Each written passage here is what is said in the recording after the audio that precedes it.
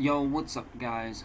Welcome back to another YouTube video. I feel like after all of these years of making YouTube videos, I feel like I should change the way I open these YouTube videos. Rather than, what's up, guys? Welcome back to another YouTube video. I think it's kind of cringe at this point, don't you guys think? Nah, whatever.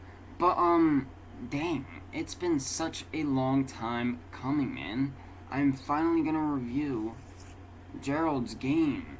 And I remember, like, everything basically that happens. I just forget their names. We're gonna call the girl Sal. Alright, you know what? No, we're not gonna call them random names. Hold on, let me look in the pamphlet part thingy to see, Jesse and Gerald. Yeah, Gerald. I don't know why I was gonna. Jesse. That's all we gotta remember is Jesse, because Gerald's name is right in the title, you know? I want to start off by saying, this is a spoiler review, so if you haven't read the book yet, then don't watch this video. But, I mean, watch the video if you don't care about being spoiled, but don't watch the video, obviously, if you care about being spoiled. There we go. So yeah, what I want to first start off by saying, is this book good?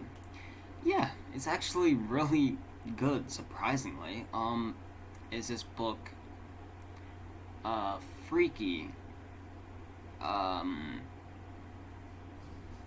If you're scared of ghosts, then yes.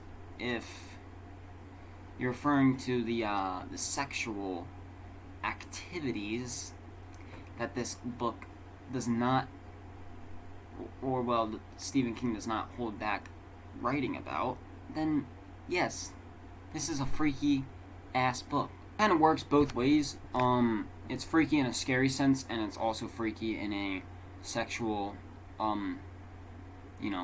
way, which is very weird to talk about. But, this book, wow, I'm gonna just hold it right here. This book, I'm gonna just hold it next to my face, I guess. But this book is definitely a weird one. It's really good in a lot of aspects. I like the whole going mad and stuff and going crazy and just having the past still gripping at you and taking you under into like sort of like a fever dream is what this kind of feels like. And it's just really weird, really good at a lot of parts. Stephen King obviously is one of the best horror writers, or probably is the best horror writer out there. So, any one of his books is damn near surprising, but really not too surprising, because you know what you're in for. It's Stephen King, obviously. You're in for a lot of crazy shit. And this book, I feel like, just really hits the nail in the coffin with all the crazy shit and all the weird stuff. Like, there was a flashback scene with the little girl and the dad that I'm not going to say because it's weird. And if you know what I'm talking about, then you know. But I just want to start off by saying this cover is pretty nice. It's pretty bland in a way, but it sums up what the whole story is about. And it's just, this is really one of his best books, I'd say. I think I like this more than Pet Sematary in a way. But this book basically starts off by Jesse and Gerald. They're going to this cabin and they want to get, a little, freaky, you see right here. So they want to get a little freaky, which, is alright and stuff. But, yeah, so they want to get a little freaky. And as they are getting down to getting freaky, Jesse, I'm pretty sure, holds back the wife, and Gerald has like a heart attack and collapses on the floor, and then this stray dog that they nearly hit in the beginning of the book when they were going over to the cabin comes in and starts munching on his flesh. It's a very disturbing piece of work, and something that Stephen King is very, very weird for writing about. Like, really, dude? How the dog gets inside and starts eating the guy. I'm pretty sure he was already dead when the dog was eating him.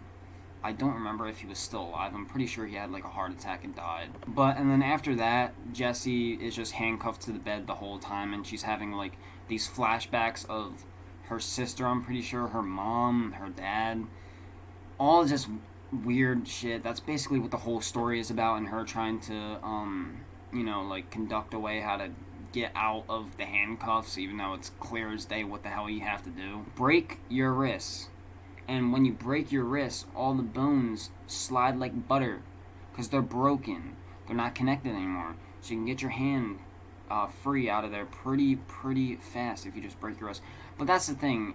It's kind of hard trying to break your wrist in the cuffs. You would have to, like, I don't know, turn them a certain angle and stuff.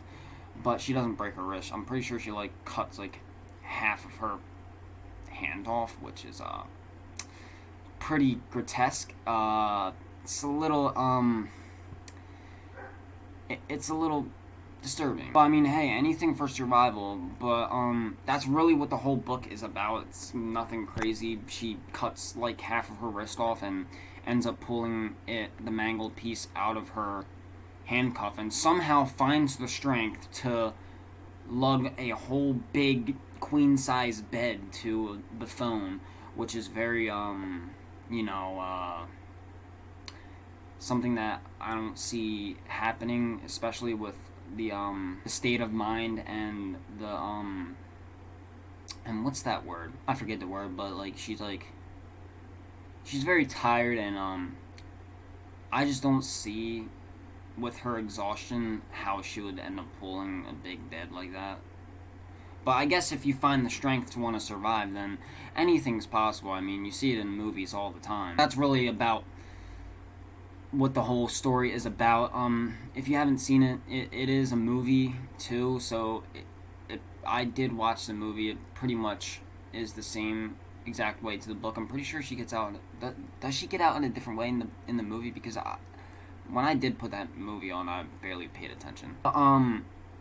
I mean, yeah, Gerald's Game, I'd say I'd like it more than Pet Sematary, but I think my favorite still to this day will probably have to be If It Bleeds.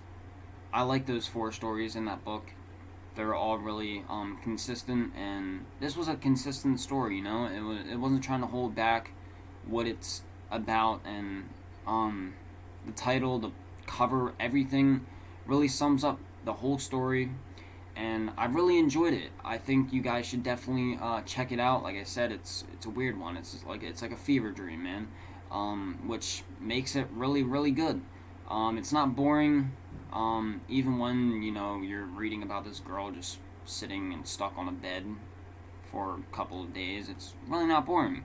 Stephen King really knows how to entertain his readers with backstories, with ghosts, with nudity, and dogs chomping on dead guys. Hey guys, that's really it for the video. I'm gonna try and upload more. I know I said like a couple of weeks ago that I was gonna make this video like in a week, but I never ended up doing that. Yeah, definitely check out Gerald's Game. Subscribe, turn on post notifications. We're really close to 100 subscribers. We only need like 15 more, so it'd be great if we can get that 15 more. But yeah, I'll see you guys in my next video. Peace.